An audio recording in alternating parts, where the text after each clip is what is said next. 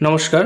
আজ আপনাদের দেখাবো বাংলার শস্য বীমায় খরিফ মরশুমের ফসলের জন্য আপনারা ফর্মটি কীভাবে সঠিকভাবে ফিল আপ করবেন এবং এর সঙ্গে কী কী ডকুমেন্টস লাগবে সমস্ত বিষয়টি কিন্তু দেখানো হয়েছে ভিডিওটিতে। তাই ভিডিওটি স্কিপ না করে পুরোটা দেখবেন এবং আপনি যদি চ্যানেলে নতুন হয়ে থাকেন অবশ্যই আমাদের চ্যানেলটিকে সাবস্ক্রাইব করে বেল বাটনটিকে অন করে রাখবেন, যাতে এইরকম গুরুত্বপূর্ণ আপডেটগুলি আপনার কাছে সবার আগে পৌঁছে যায়। বাংলার শস্য বীমা ফর্মটি ফিল আপ করার জন্য প্রথমে আপনারা বাংলার শস্য বীমার যে অফিসিয়াল ওয়েবসাইটটি রয়েছে সেখান থেকে এই ফর্মটি ডাউনলোড করে নিতে পারেন, অথবা ডেসক্রিপশন বক্সে দেওয়া লিঙ্ক থেকে কিন্তু আপনারা সরাসরি এই ফর্মটি ডাউনলোড করে নিতে পারেন। ফর্মটি ডাউনলোড করার পর আপনারা দেখবেন ধানের জন্য আলাদা ফর্ম রয়েছে এবং ভুট্টার জন্য কিন্তু আলাদা ফর্ম রয়েছে। আপনারা খরিফ মরশুমে 2025 সালে যে ধানের ফর্মটি রয়েছে সেটি কিন্তু প্রিন্ট করে নেবেন, নেওয়ার পর কিন্তু ফিল আপটি শুরু করবেন। ফর্মটির শুরুতে দেখতে পাচ্ছেন এবছর বিমা কোম্পানিটি চেঞ্জ করে SBI জেনারেল ইন্স্যুরেন্স করা হয়েছে। আগেরবার কিন্তু এটি বাজাজ অ্যালায়েন্স ইন্স্যুরেন্স ছিল। যাই হোক, ফর্মটি একই রয়েছে, শুধুমাত্র বিমা কোম্পানিটি পরিবর্তন করা হয়েছে। এরপর ডান দিকে শুরুতে দেখতে পাচ্ছেন মধ্যাবস্থাকারীর বিবরণ রয়েছে। এই অংশটি কিন্তু আপনাদের ফিল আপ করার প্রয়োজন নেই, এই অংশটি আপনারা কিন্তু ফাঁকা রাখবেন।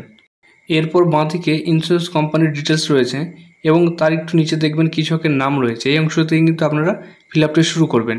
প্রথমে দেখতে পাচ্ছেন এখানে কৃষকের নাম, এবার যার নামে জমিটি রয়েছে, যে চাষ করছেন তার নামটি কিন্তু এখানে বসাবেন।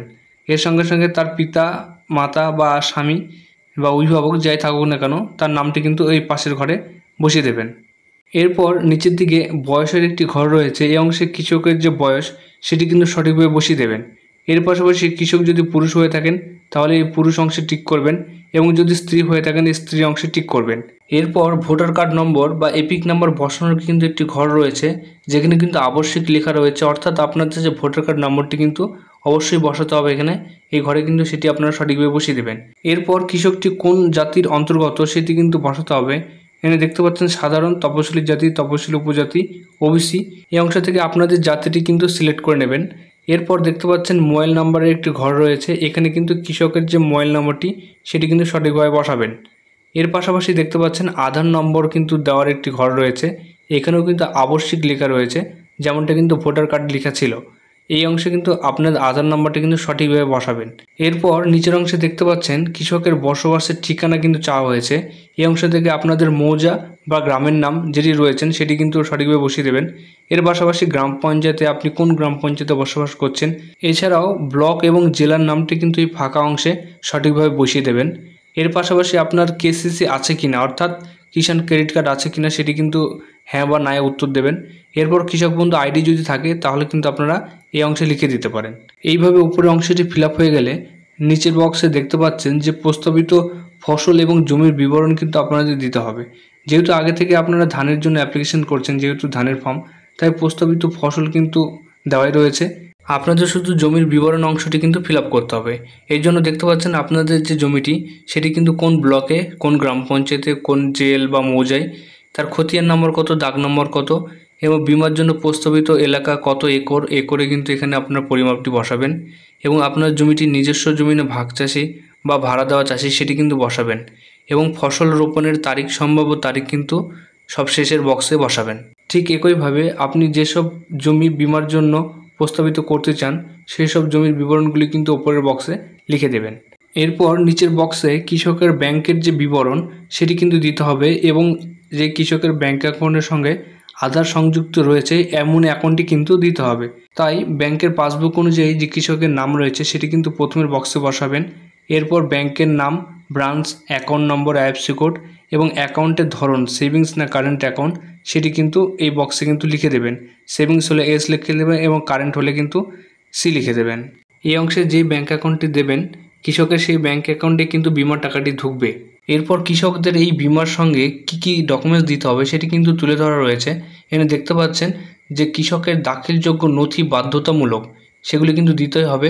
এই অংশে 1 নম্বরে বলা রয়েছে KYC নথি, ভোটার কার্ড এবং আধার কার্ড হিসাবে কিন্তু দুটি দিতে হবে। এরপর পাসবইয়ের 1 কপি জেরক্স আপনাদের দিতে হবে 2 নম্বরে এবং 3 নম্বরে খতিয়ান বা পর্চা বা পাট্টা বা দলিল নিজের জমির ক্ষেত্রে কিন্তু দিতে হবে। এরপর ভাগ চাষিদের ক্ষেত্রে কী দিতে হবে, যে অধিকার সংক্রান্ত শংসাপত্র দিতে হবে, সেটি কিন্তু একটি নির্দিষ্ট ফরম্যাটে, যেটি গ্রাম পঞ্চায়েতের প্রধান সিল এবং সই কিন্তু করে আপনাদের দেবেন। এরপর 4 নম্বরে যেটি রয়েছে সেটি কিন্তু আপনাদের দেওয়ার প্রয়োজন নেই, এটি কিন্তু অফিসই কিন্তু দেবে। এডি অফিস থেকে কিন্তু বা প্রতিনিধি কোনো একটি দল সেটি কিন্তু আপনাদের এলাকায় সার্ভে করে দেখবে যে আপনাদের ফসলের ক্ষয়ক্ষতির কতটা হয়েছে। এরপরে কিন্তু তাদের দ্বারা একটি কিন্তু সার্টিফিকেট দেওয়া হবে। এই অংশে একটি কথা বলে রাখি, আপনারা এই ফর্ম ফিল আপ করলেই যে বিমার টাকা পাবেন তেমনটা নয়। আপনাদের এলাকায় কতটা ক্ষয়ক্ষতি হয়েছে তার উপর নির্ভর করেই কিন্তু আপনাদের এই টাকাটি দেওয়া হবে। এখানে দেখতে পাচ্ছেন যে সহ কৃষি অধিকর্তা এই অফিস থেকেই কিন্তু আপনাদের এলাকায় সার্ভেটি করা হবে এবং যতটা ক্ষয়ক্ষতি হয়েছে তার উপর নির্ভর করে কিন্তু আপনাদের বিমার টাকাটি দেওয়া হবে। এরপর নিচে দেখতে পাচ্ছেন বেশ কিছু ঘোষণা রয়েছে। এই 4টি ঘোষণা কিন্তু আপনারা সঠিকভাবে পড়ে নেবেন। নেওয়ার পর নিচে দেখতে পাচ্ছেন সাক্ষীর সই রয়েছে। এইখানে কিন্তু আপনাদের একজন সাক্ষী বা আপনাদের পার্শ্ববর্তী যে চাষ করেন বা যে চাষি রয়েছে তার সই কিন্তু দিতে পারেন। এর পাশাপাশি ডান দিকে দেখতে পাচ্ছেন কৃষকের সই বা টিপ সই, এই অংশে কিন্তু আপনারা সই করে দেবেন, অথবা যারা টিপ সই দেন তারা টিপ সই এখানে দিয়ে দেবেন। এইভাবে আপনাদের শস্য বিমার ফর্মটি ফিল আপ করে নেবেন এবং নিচের অংশে এই এরিয়াটি আপনাদের ফিল আপের প্রয়োজন নেই, এটি কিন্তু অফিস করবে এবং এই অংশ থেকে কিন্তু আপনাদের অফিস একটি রিসিপ্ট দিয়ে দেবে। এরপর পরের পাতায় আপনাদের জমির বিবরণ দেওয়ার জন্য আরও একটি পাতা রয়েছে। এই অংশে যদি আপনাদের বেশি জমি থাকে এই অংশ থেকে কিন্তু আপনারা সেই বিবরণটি দিতে পারেন এবং সবশেষে এইভাবেই কিন্তু আপনি শস্য বিমার ফর্মটি ফিল আপ করে নিতে পারেন।